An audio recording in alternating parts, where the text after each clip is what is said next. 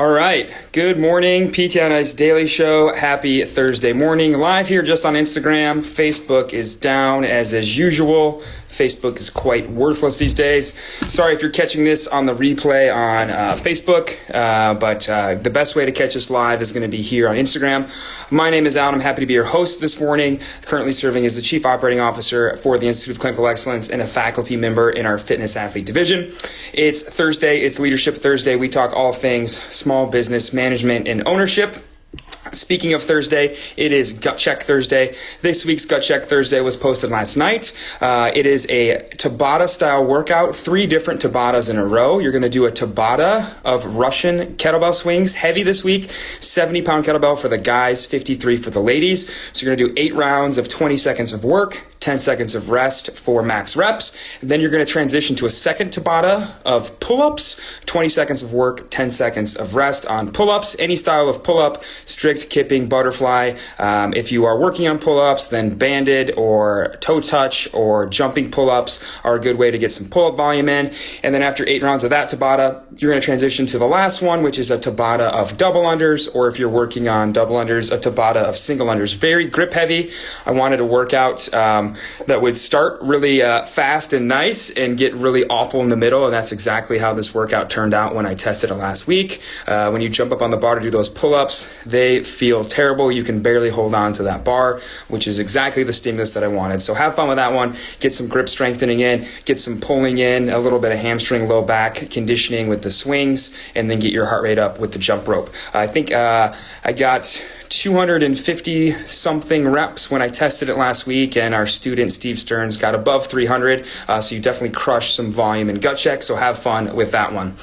This weekend, I'm excited to go to Bear, Delaware for cervical spine management. Jeff Moore will be teaching that course. So I hope to see you in Delaware this weekend. You can still join us in Delaware. You can join Mark Gallant down in Greenville, South Carolina for extremity management. And you can join Zach Morgan up in Boston for lumbar spine management. Next weekend, the weekend of October 9th and 10th, you can catch me and Mitch Babcock up in Anchorage, Alaska. We're super excited to get up there for that course for Fitness Athlete Live. If you're looking for Fitness Athlete Live but not looking for a 12-hour plane flight, you can also catch Zach Long in Denver, Colorado for Fitness Athlete Live. And then you can catch the older adult crew up in Bozeman, Montana with our good friends at Excel Physical Therapy. The weekend of the 16th and the 17th, we have about 10 courses that weekend, and they're all sold out except for Fitness Athlete Live right here at Health HQ in CrossFit Fenton. And then the last weekend of October, the 23rd and 24th, we have Professional Bike Fit with Jason London. That will be out in Golden, Colorado. That course has just 1 seat left. And then our next online course to fire up will be Primary Care Physical Therapy with Morgan Denny. That starts next week, October 4th. That will be the last cohort of Primary Care PT for the year. So make sure to jump in that if that course has been on your radar.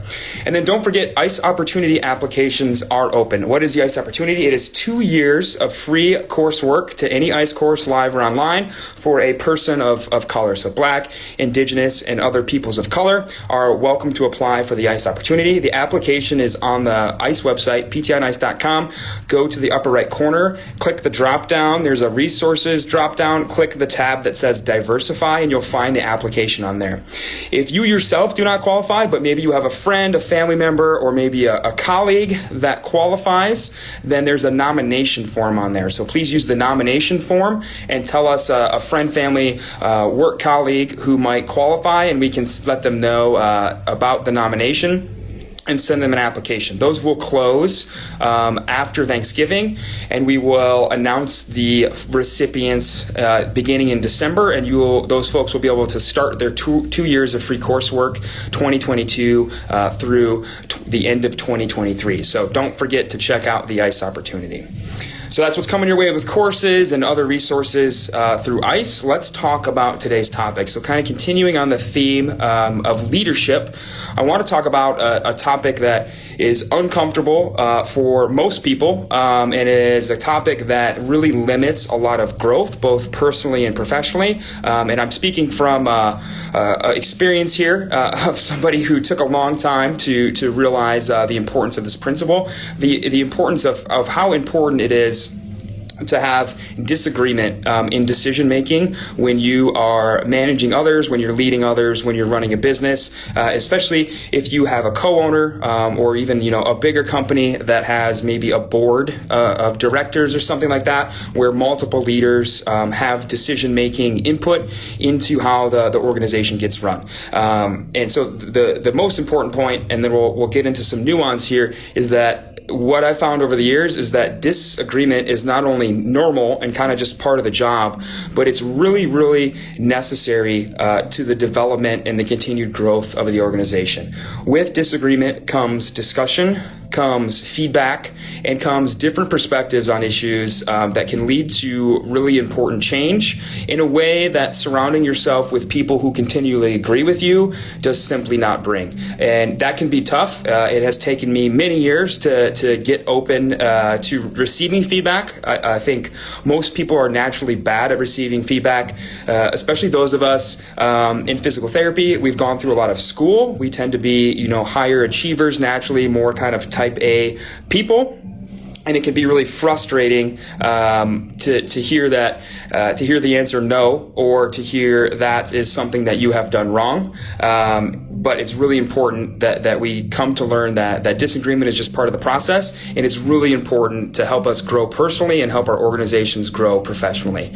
Because when we look at organizations that are yes organizations, that are kind of very corporate, and stuff just kind of gets pushed through, and there's not a lot of openness to input, both from leaders and those being led, they seem to be doing really well by some metrics, right? They're making money. They're not out of business. Therefore, they must be successfully in business.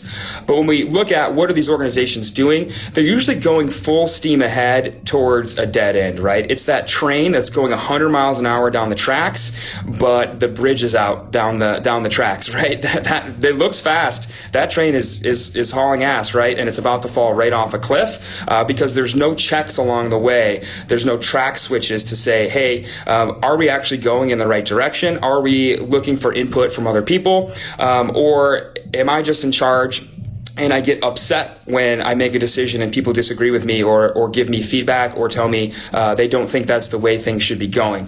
So yes, organizations can seem to be successful, but they're only usually successful until they're not. And then they reach a point where very quickly things kind of fall off the rails. We've seen, obviously, corporate America is full of stories like this, with finding all sorts of stories of embezzlement and financial issues and cover-ups to sexual harassment and all sorts of issues like that. And all those organizations have those problems because there isn't a check and balance. There isn't a chance for communication and open disagreement that helps refine decisions and lead the organization down a more successful path. So when you surround yourself by yes people, it can be very ego boosting. It can be very rewarding to always hear that everything you're doing is right and none of your decisions are bad or miscalculated, but can often lead the organization down the path that's going to eventually lead to future issues. And probably the most important here is to make sure that when you are bringing other people on board, that everybody's on the same page, that disagreement is for the betterment of the organization, and that it's not personal.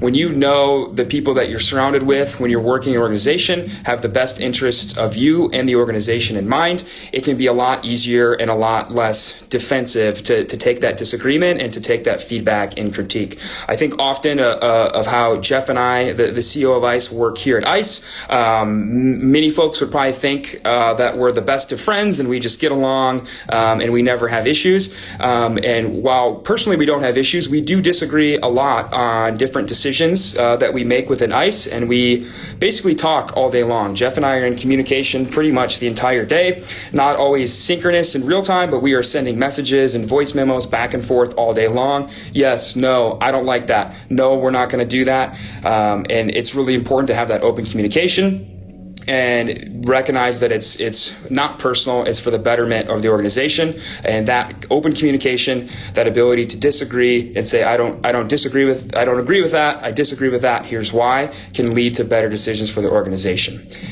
And now many of you have already reached out about this topic, and many of you may have this question after hearing us talk about it here today of what if my leadership isn't open to disagreement, right? We have meetings and I raise my hand and I bring up topics for discussion, and I'm kind of always shot down again and again and again. And my clinic director, my owner, doesn't really want to hear anything that isn't a yes. What would you say to that? Having reflected on this topic a lot, I would say leave. Leave. Life is way too short to work for incompetent people who are just driving their organization off the cliff and mistreating the people underneath of them, right? There are 300,000 physical therapists in the country. There is another clinic down the road that's going to treat you better. If you feel like everything you bring up is not heard, and if you truly feel like you're bringing it up in a constructive, professional manner that's for the betterment of the organization, and that person just doesn't want to hear it, it's probably time to move on, and leave that organization. And that comes to my last point here of when you offer disagreement and you are told no, there should never be a no without an explanation. When you hear no because I said so, no because I'm the boss and you're not, that is a really big cop-out, unacceptable answer, right? We're big here at ICE about defend your disagreement. I don't like that idea. Not I don't like you. I don't like that idea, and here is why. And giving that explanation, maybe it's a gut feeling, that's okay. Maybe it's supported by data and experience with other scenarios that are similar to whatever the issue you're currently tackling is. Make sure that you're always defending your disagreement. That kind of comes back to the first point. It makes it feel a lot less personal when you say, no, we're not going to do that. Here's why. Because I've done it before in the past and I saw it go this way and I don't want it to go that way again, or no, and here's some data to support my answer. The reply no because I'm in charge and you're not is never an acceptable answer when you're asking questions or you're offering feedback or critique, when you are offering that disagreement for the betterment of the organization. And so the more you get comfortable hearing no, the better off you will be as a leader. I truly believe that if you hear no most of the time, it gives you that time to stop, pause, and reflect on your decisions. It leads to a lot less rash, hasty decisions that can kind of be emotionally driven and give you time to pause, maybe reconstruct an idea and make it a little bit more logical than emotional in a way that's going to be productive for the organization. So step back and reflect, how often am I hearing disagreement? Maybe in my practice, maybe even just between you and maybe you're working with a PTA or something. Maybe it's disagreement about clinical decisions. Maybe you are in a leadership role. What does the disagreement look like in the leadership roles and decisions of the organization? And maybe even in your personal life, like with your spouse or your kids or something. How often are you having constructive disagreement? And if you're not comfortable with that, if you're somebody who bristles and gets upset when you hear no or you hear that you were wrong, trust me, I'm coming from a place of experience. I know those feelings very well. The more you hear it, the more you get exposed to it. Just like anything else in life with graded exposure, you'll get better at it and you'll find you're all the better leader for embracing disagreement and embracing hearing the word no, as long as that disagreement has some defense behind it. So would love to hear how your journey has come with hearing disagreement, hearing feedback, and taking it in a more constructive manner. I think it's one of the biggest things we can do personally and professionally to get better is be open